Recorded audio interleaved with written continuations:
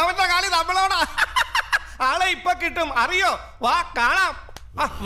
അർജുൻ ഹരിദാസ് എന്ന കഥാപാത്രം ആരാണെന്നായിരുന്നു സിനിമ കണ്ട പ്രേക്ഷകരുടെ സംശയം.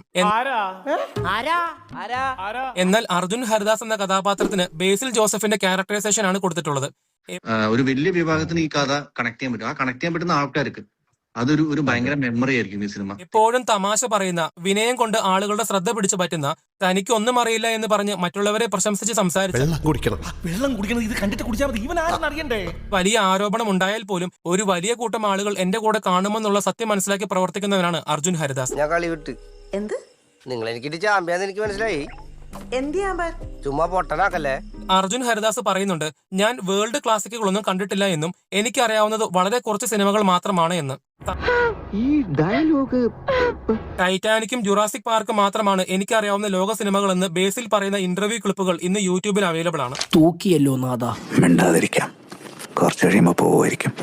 അർജുൻ ഹരിദാസിന്റെ കഥാപാത്രം സ്റ്റേജിൽ വെച്ച് പറയുന്നുണ്ട്, സിനിമ ചെയ്യാൻ പറ്റിയ ഒരു ഫാമിലി ബാക്ക്ഗ്രൗണ്ട് ആയിരുന്നില്ല എന്റേത് എന്ന്.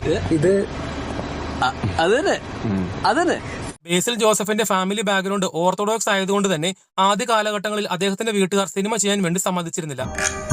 നീ കൂടുതൽ വിശദീകരിച്ച് നാറാൻ നിൽക്കണ്ട. അർജുൻ ഹരിദാസ് വിനീത് മാധവന്റെ ശൈലി അതുപോലെ തന്നെ അടിച്ചു മാറ്റുന്നുണ്ട്. മോഷണല്ലേ? മുഖത്ത് നോക്കി പറ, മോഷണല്ലേ അല്ലേ? അർജുൻ ഹരിദാസ് മലയാള സിനിമയിലെ ആദ്യത്തെ മോൺസ്റ്റർ സിനിമയുടെ സംവിധായകനാണെന്നും പറയുന്നുണ്ട്.